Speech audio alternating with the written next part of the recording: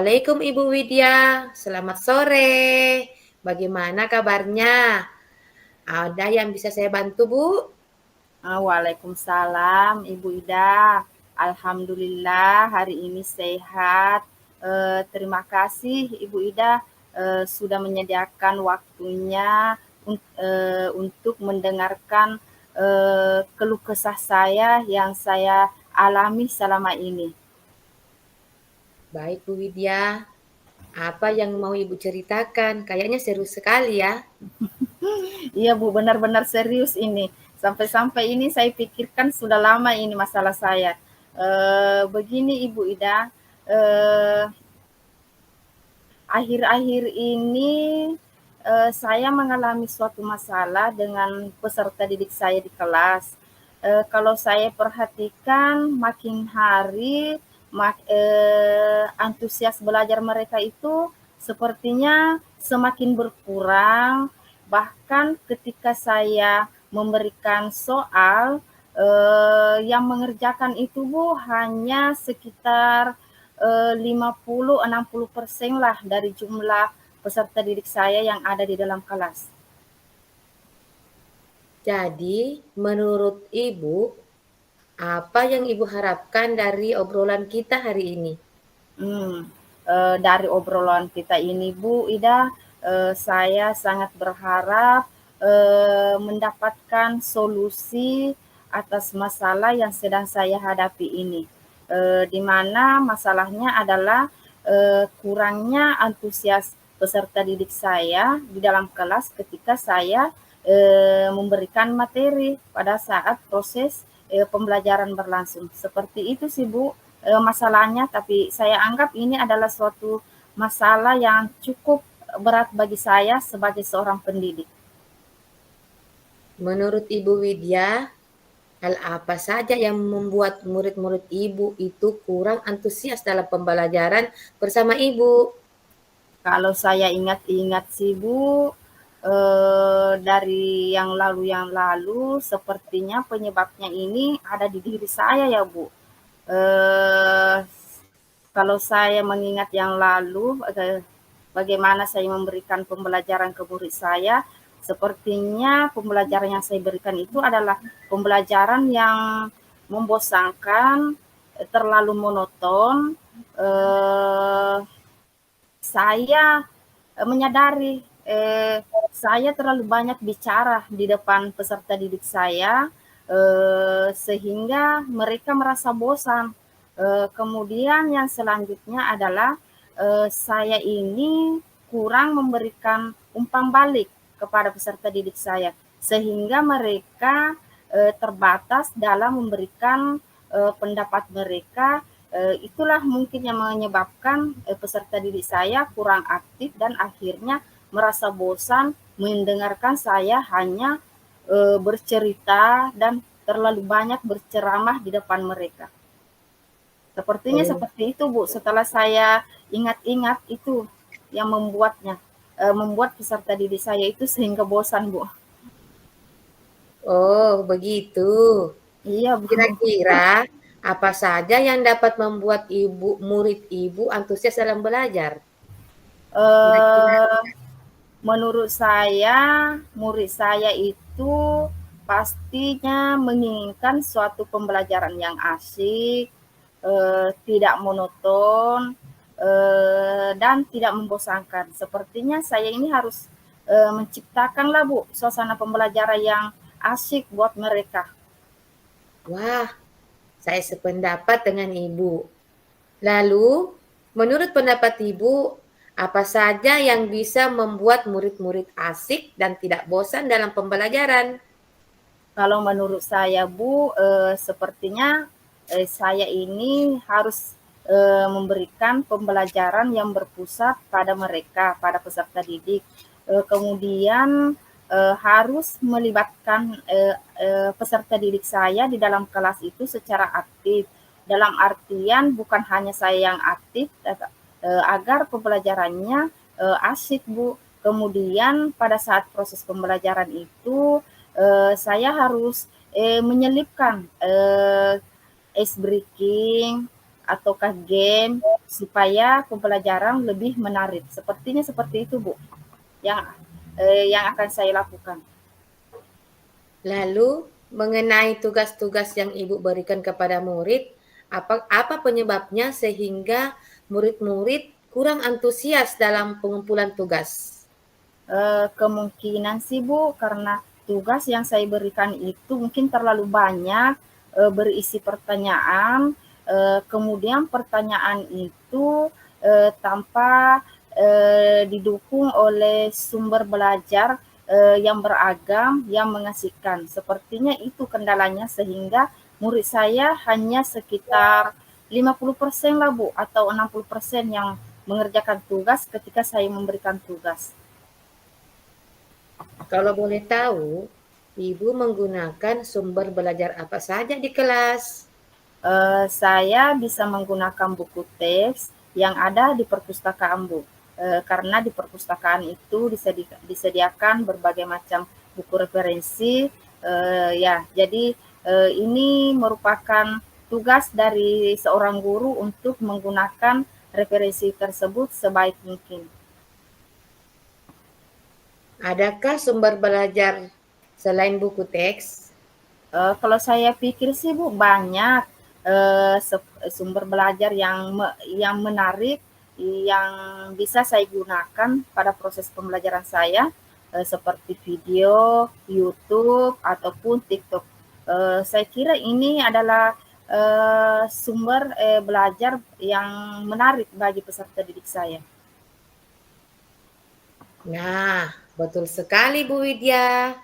Saya yakin sekali bila Ibu menggunakan berbagai macam sumber belajar, pasti murid-murid Ibu akan antusias dalam pembelajaran. Jadi sekarang apa rencana Ibu untuk menyelesaikan masalah Ibu ini? Yang pertama yang akan saya lakukan, Bu, adalah merancang pembelajaran yang mengasihkan, tentunya tidak membosankan lagi bagi peserta didik saya, karena itu adalah masalah saya saat ini. Kemudian menggunakan sumber belajar bukan hanya satu saja, tetapi beragam seperti video, YouTube, TikTok. Kemudian saya akan memberikan tugas tidak terlalu banyak, dalam artian, Bu, proses pembelajaran yang akan saya lakukan adalah pembelajaran berdiferensiasi, di mana proses pembelajaran itu saya akan perhatikan adalah bakat dan minat peserta didik saya akan menyesuaikan sehingga peserta didik saya ini tidak akan merasa bosan lagi, tidak terkesan dipaksa untuk mengikuti dan mengerjakan soal-soal yang saya berikan. Kemudian mungkin saya bisa memberikan pada saat proses pembelajaran seperti drama ataukah pantun, bernyanyi, seperti itu, Bu. Ya, lebih beragam lah, Bu, dari sebelumnya. Seperti itu sih, Bu, yang saya rencanakan untuk ke depannya. Wah, bagus sekali rencana Ibu. Mudah-mudahan berhasil ya, Bu. Ya, Bu, amin. Selanjutnya, apa komitmen Ibu terhadap rencana Ibu ini? Kalau komitmen saya, Bu,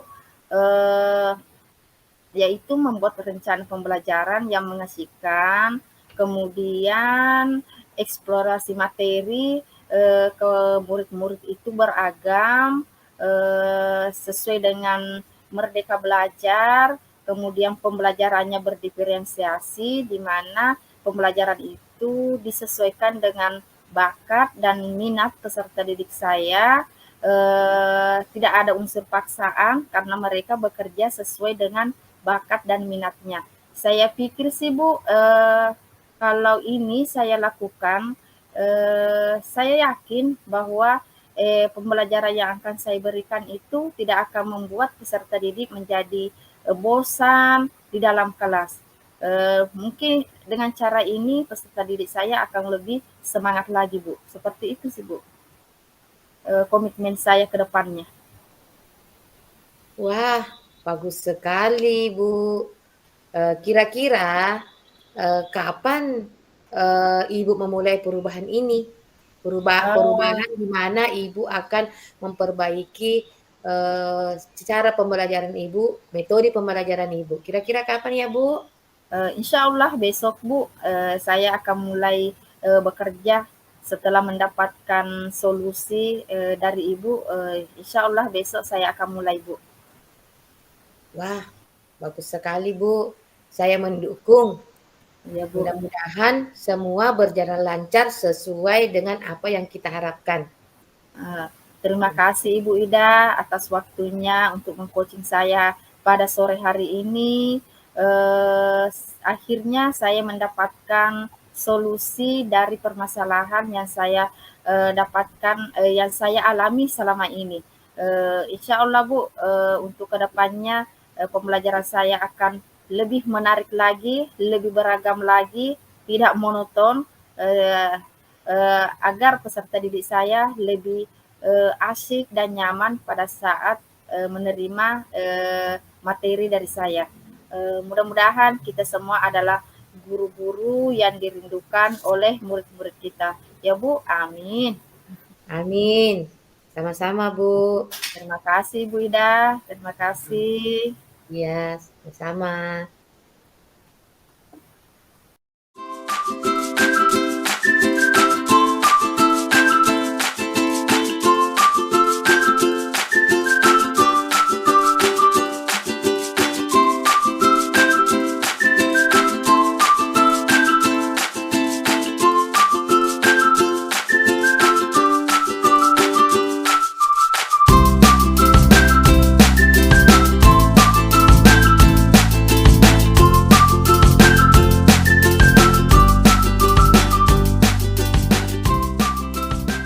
Ida, bagaimana kabarnya hari ini?